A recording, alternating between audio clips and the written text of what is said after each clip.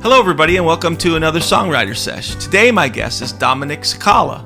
Domenic, welcome out here to Myersville. Thank you. Appreciate you having me.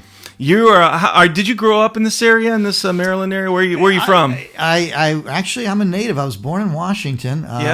And yes, I lived in the Montgomery County area most of my life, and then now I'm in Frederick area. So okay, well, I see you around. You know, I like to tell people where my daughter asked me just yesterday. She goes, "Where do you find these people?" I said, "Well, I just watch YouTube videos and songwriters in the area, and I find ones that have some kind of appeal to me, and I liked kind of your bluesy, gruff style. You know, I don't know, maybe that's my description. That works for me. Yeah. But you, how did you get into like songwriting and such?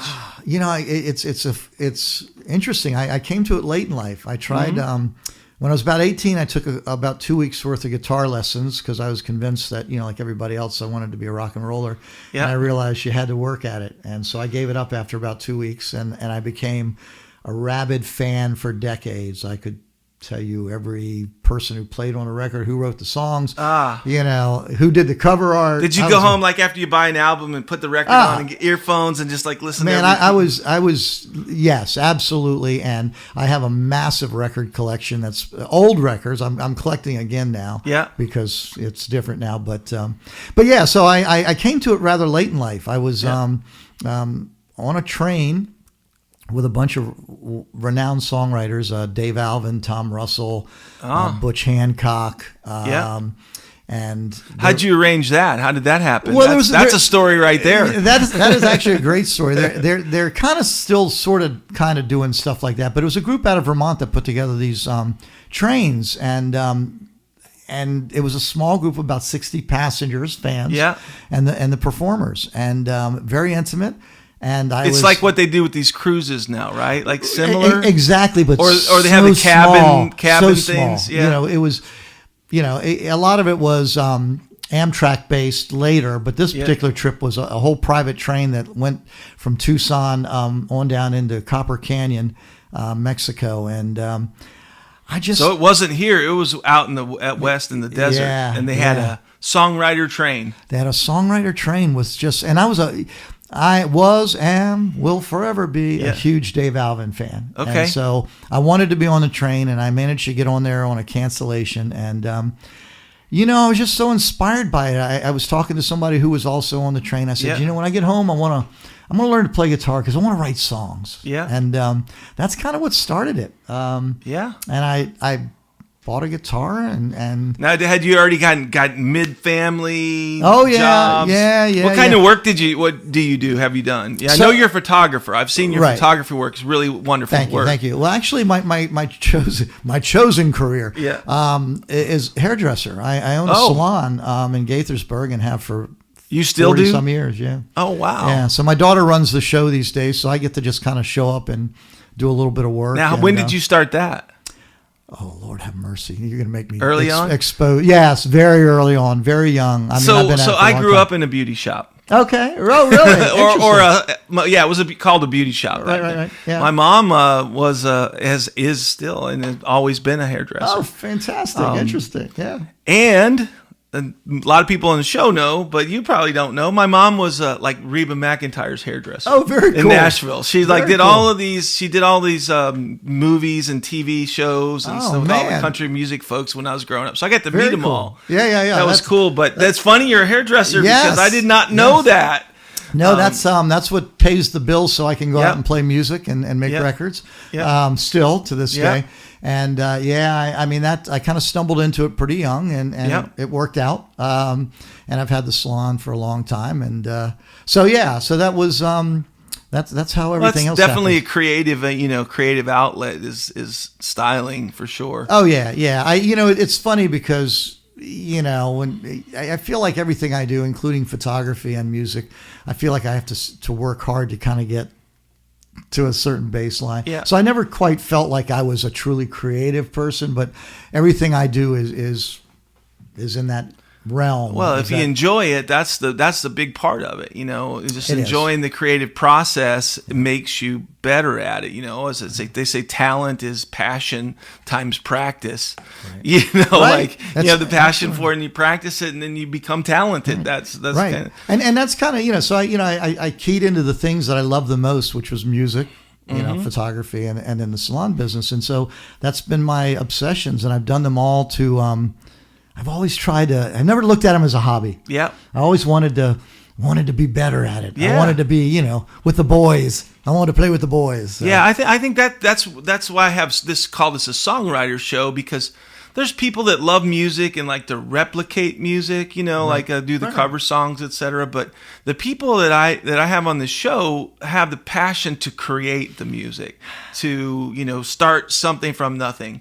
Yeah. And that's what I try to feature here. And you do. What made you decide? Okay, I'm not just going to play these songs on these records. I want to. You said Dave Alvin. You saw these great songwriters. They inspired you. So there was never a notion of I just want to play other people's songs. I mean, the whole thing started from I want to write. Yeah. When I was younger, I kind of thought I might go into journalism when I was in high school. Yeah. And, so I always liked writing, and I just hadn't done it. And so from the get-go, it was always I want to be a writer. I want to write songs. What was the first song you wrote about? Oh, man. Just if I spent a few minutes, it would probably pop back in my head. I vaguely remember it. I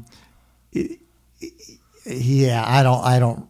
It was terrible. I still have the recording of the very first song. Oh, I probably do too. Yeah. And but I was 17. Yeah. When I was much older and probably should have been better. But and it was like some dumb, like Living in the City or something like that. But some dumb song. But I still have it. It's weird. Well, and it's a funny thing, I think, because I actually, on a record I put out 2 years ago, I went back to a song that I've been playing live for years. Yeah.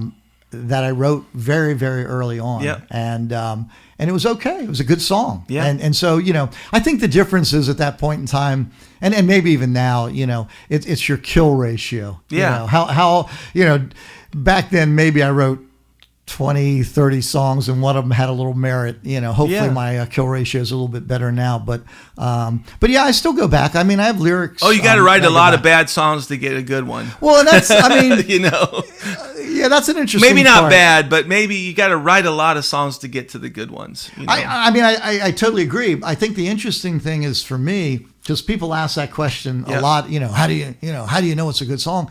And I'm like, I don't know that I do, but if I finish it, then I kind of assume that if I finish it, I like it. I think I know when I write a good song. Yeah. Like when I know, like when it's like, because it comes out of nowhere for me. Like I'm just kind of messing around. Like I was at the airport the other day and going through Charlotte after a red eye, and I walked in. There's a bartender open in the bar, and I thought, this is a song, 6 a.m. And so the song's called 6 a.m. Bartender. Nice. And you just start conjuring the song, and it comes in. I wrote it in a week. Just because like it just, and it has nothing to do with the Charlotte airport. But yeah, so now I'm listening to your recordings.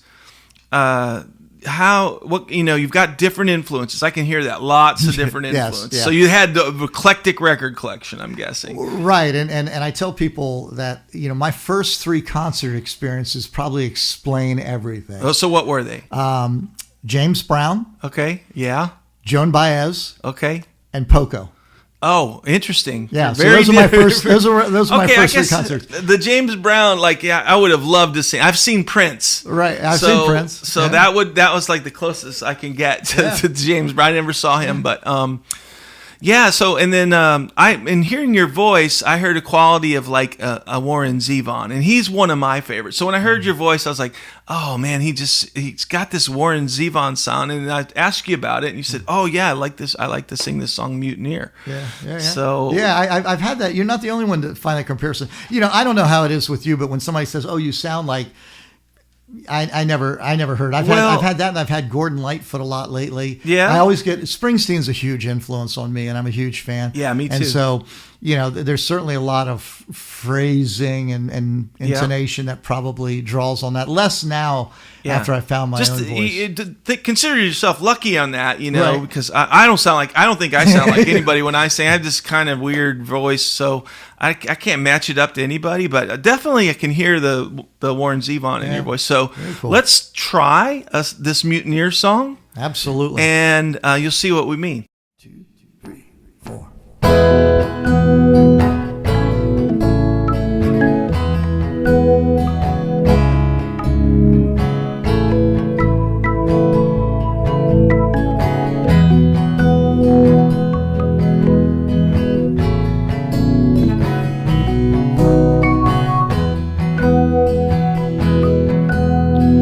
Yo-ho-ho and a bottle of rum, hoist the mainsails, here I come.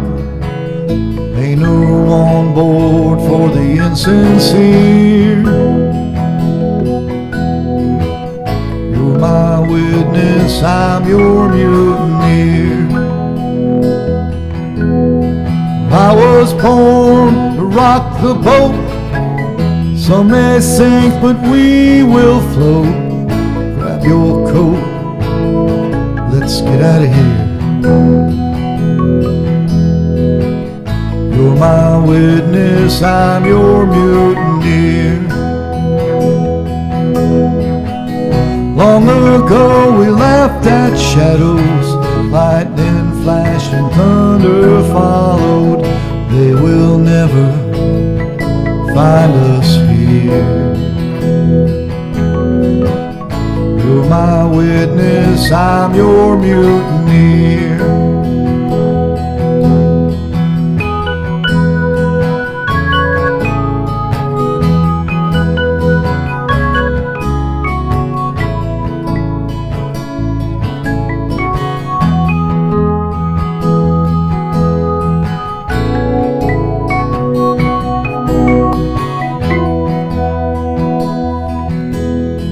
I was born to rock the boat. Some may sink, but we will float. Grab your coat, let's get out of here. You're my witness, I'm your mutineer. Long ago we laughed at shadows, lightning flashed and thunder followed. They will never find us here. You're my witness, I'm your mutineer. You're my witness, I'm your mutineer. I'm your mutineer.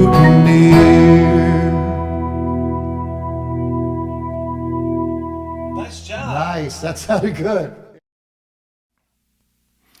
All right, well, that was fun playing that Warren Zevon song. I hope someone could hear what I hear in your voice. It sounds really beautiful the way you do that. Oh man, thank you. I appreciate that. I love that song. Yeah, me too. I mean, I have done a bunch of Warren Zevon songs over the. We did one just we played last Friday night. We did "Searching for a Heart." Oh, nice. Which has one of my favorite lines of a love song. It's like, they say love conquers all. You can't start it like a car. You can't stop it with a gun. Yeah. So what a great line. Yeah, I mean, he what a great writer. Yeah. Just, So speaking of which, let's talk about some of your songs that you've written. How many albums have you got out? I've seen quite a few, I think. I honest to God don't know, and I know that sounds probably like I'm fooling, but I really don't know, because I did this thing a while ago. I put out a record, and then I started putting out. I had this bright idea because I wanted to market them differently, so I put out a dingle, which was 2 songs. Okay. And I put out a tringle. Okay. I never heard those before. And I put out a quadringle. And so, and then I put out a couple of Christmas EPs, so full-length records, I think I have 4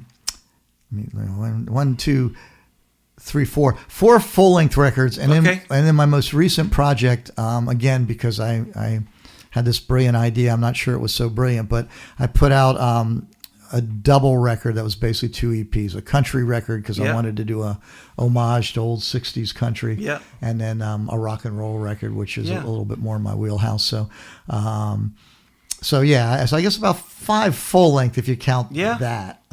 Well, I mean, it's probably kind of old school to think about albums. I mean, I know I do that. I like to think in terms of recording, because when I get in the mood to record, I want to record a whole bunch of songs at once. Yeah. So I'm in that mindset, but I know a lot of people now. They just come up with one good song and want to get it out, and they do get it out. And and I don't know. We don't want to necessarily go down that rabbit hole of the music business, but Is there a music business? I mean, well, I think that's the thing. I've had this conversation. I think part of it is I think you have to be out there more frequently. So the notion, it was probably 4 years between my first and second record, full length record. And that was just too long. I'm too old to be waiting that long in between. Yeah. I do think less is more. Putting out, EPs or 8 tunes on a record and then putting out another 8 tunes a year later is probably better than putting out 16 tunes and waiting 2 years to put them out. That's my personal thought on it. I don't know if it makes exactly sense. The opposite of what I do.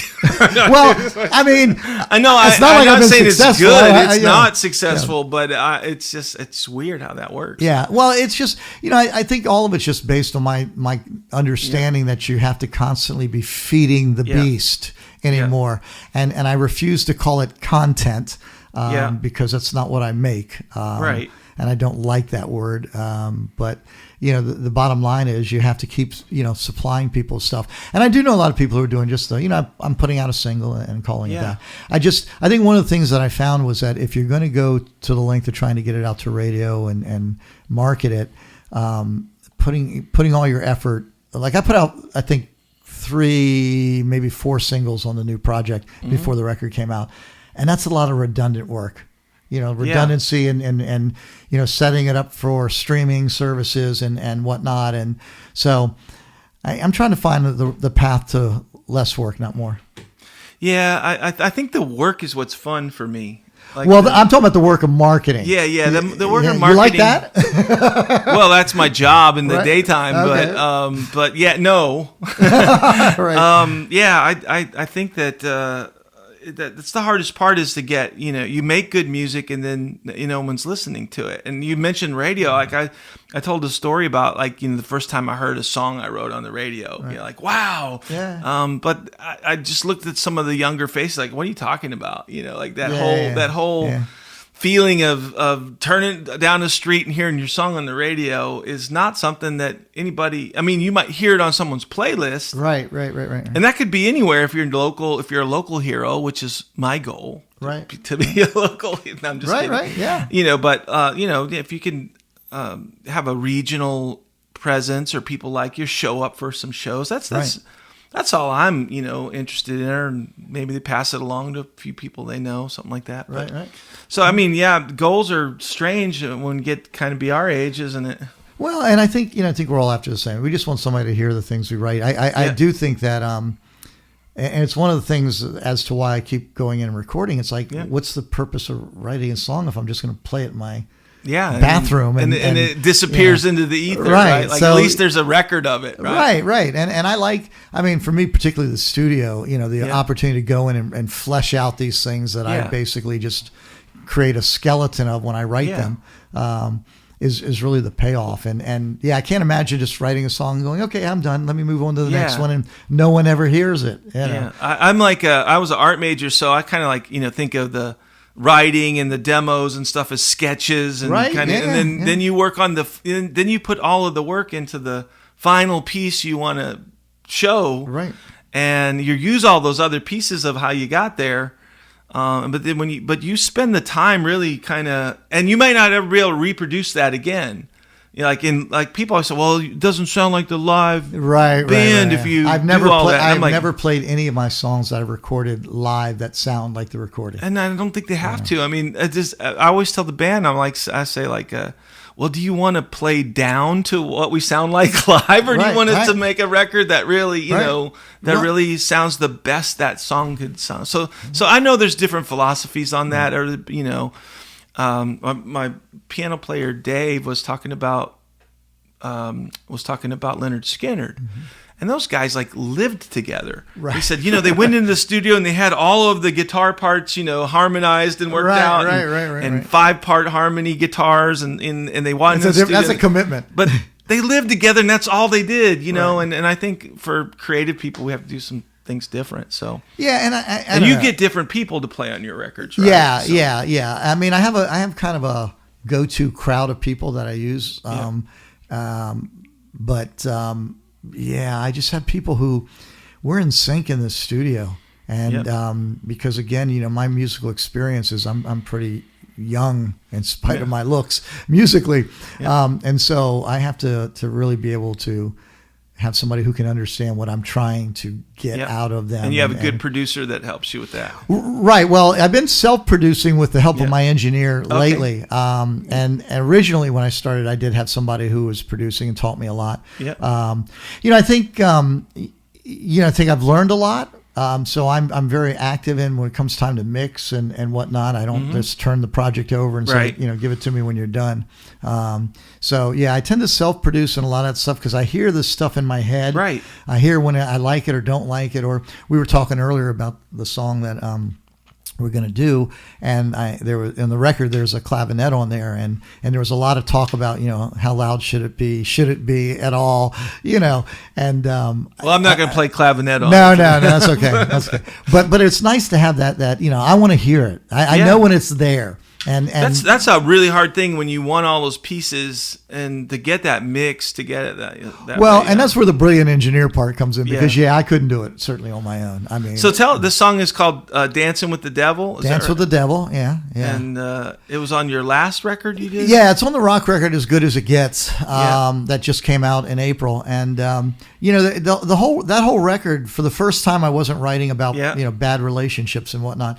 That record came out of a health crisis and kind of me facing the reality of mortality. Not that I hadn't before in my life, but this one was one of those where it's like, man, am I going to play music again? Am I going to get back to where I was? Well, we're glad you're back with us. Well, I'm glad too. But it was funny because I was on a bit of a writing hiatus, and I was like purposely trying not to write because I had kind of a backlog of stuff. And I got out of this experience, and Dance with the Devil came. The title track for that record, another tune off that record came from that. So the whole thing is basically kind of built around that. Yeah, and the lyric you say it's not time yet, kind of. That was very purposeful. and it was funny. I'm not ready right now. Right. We got a little more to do here. Right. I think we all, anybody that's ever had one of those experiences, I think that's the first thing you go to. And I think when I sat down to write it, one of the things that kind of happened was that I wanted to draw on all those devil songs and influences that I'd heard. Hence the opening line. I picked up a little bit of Johnny Cash in it, maybe some Buddy Holly. Musically, I don't know where it even came from, to tell you the truth, but lyrically, it was I was trying to throw in obvious references to other songs. The opening line is very much a reference to the band. I heard Charlie Daniels reference. They're absolutely, yep. So I leaned pretty hard on all those images of the devil that we've known in music as I could. So, let's do it for the folks. Cool.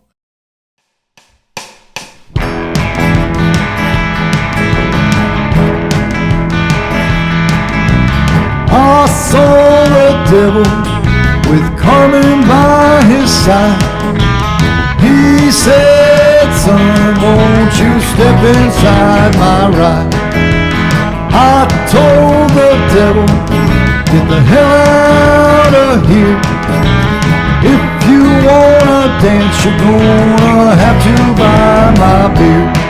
So I danced with the devil to a tune I didn't choose. He made me an offer, he said, you can't refuse. I danced with the devil to a golden fiddle tune. He wanted me to go, but I told him it was way too soon. Satan, oh Satan, I see you behind that tree. You got flowers in your hair, but you ain't fooling me. Not today, Satan. Today is not the day. Find some other sinner who will let you have your way. So I danced with the devil to a tune I didn't choose. He made me an offer, he said you can't refuse. I danced with the devil to a golden fiddle tune. He wanted me to go, but I told him it was way too soon.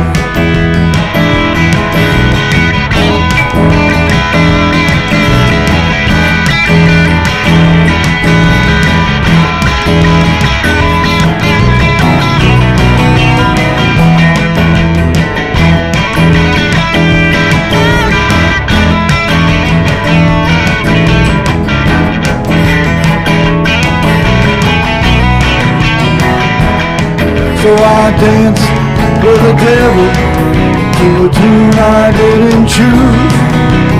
He made me an offer, he said you can't refuse. I danced with the devil to a golden fiddle tune. Wanted me to go, but I told him it was way too soon.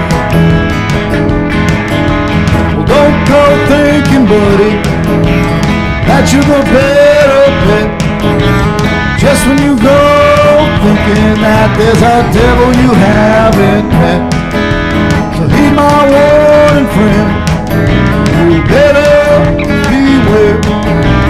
One minute you're standing here and the next you're standing there. So I danced with the devil to a tune I didn't choose. He made me an offer, he said you can't refuse. I danced with the devil to a golden fiddle tune. Wanted me to go, but I told him it was way too soon. Way too soon. Not so soon.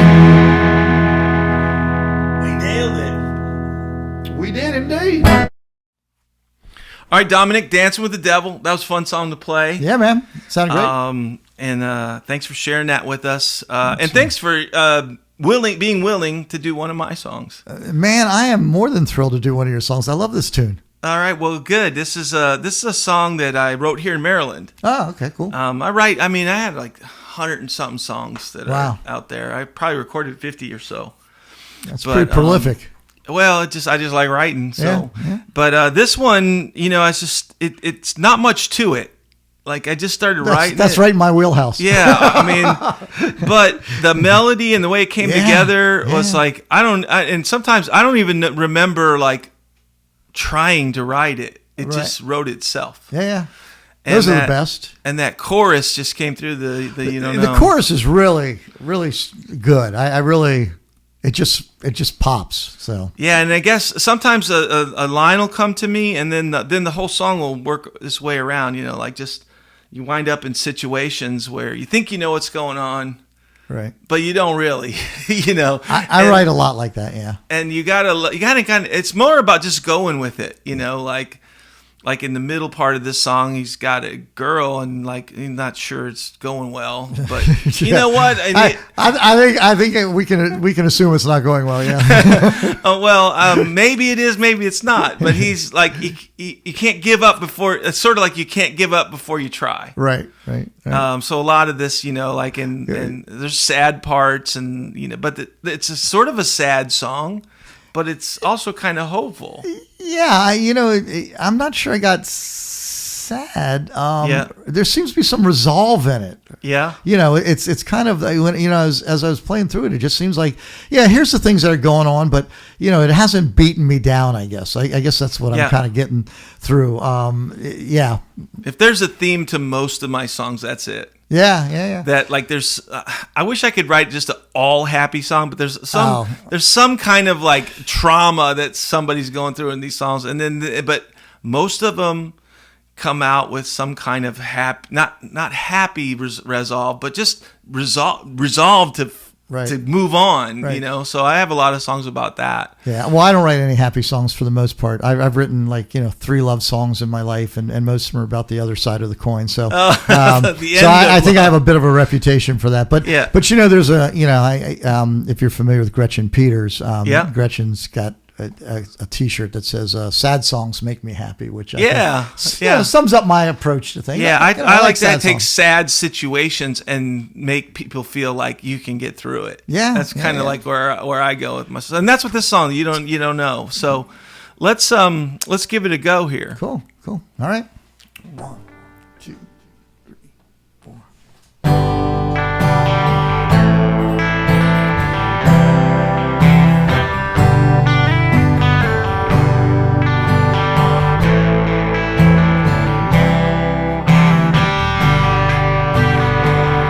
Everybody's got a heart of gold, their own mind. Round the neck they've got an albatross they can't seem to leave behind. In the morning with the day's first breath, you wonder what you'll do. There's a message from the universe that isn't getting through. You don't know what you don't know. You can't reap what you don't sow. You can't hold on and you can't let go. But you don't know what you don't know. You don't know what you don't know.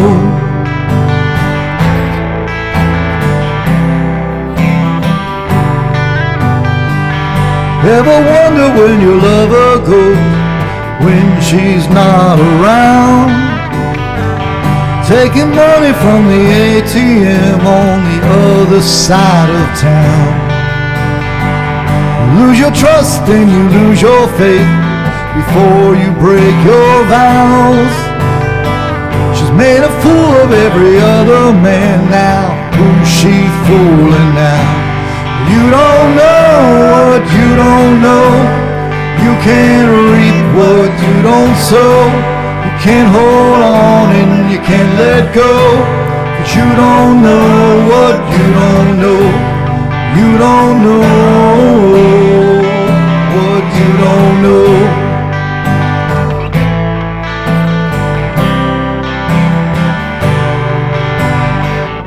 There's a bittersweet melody stuck inside your head, and you just can't let it be when you remember what she said.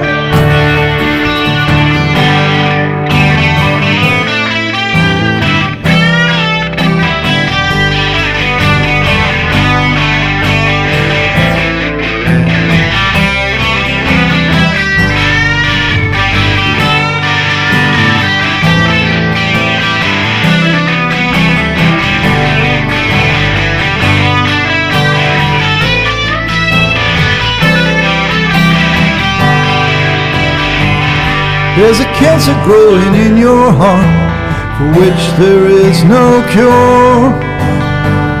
You may live another year or two, but nobody knows for sure. So you're making out your bucket list of the things you'd like to do. All you needed was a hand to hold and someone to see you through. You don't know what you don't know. You can't reap what you don't sow. You can't hold on and you can't let go. 'Cause you don't know what you don't know. You don't know what you don't know. You can't reap what you don't sow. You can't hold on and you can't let go. 'Cause you don't know what you don't know. You don't know what you don't know. You don't know what you don't know.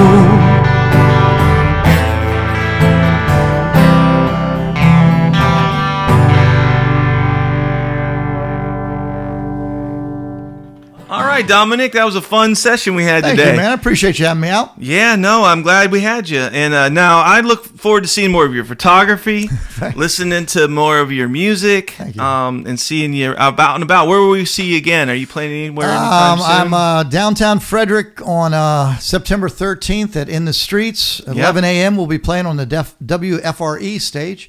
And then Linganore Winery on September 14th are the next two upcoming. Wow, that's 2 right in a row there. So, glutton for When punishment. it rains, it pours. That's exactly what well, it is. I've seen you around. I've seen you play out. So it'll be good to see you. And do they have a website or something they can follow you on? Yeah, just DominicCicala.com. Domenic Cicala. That's easy to remember. Right. And I'll put it on the screen for everybody. Perfect. Here, so Perfect. That's anyway, Dominic, thanks for coming out. Thank you, man. Appreciate it. We enjoyed having you as a guest today. Thanks, man.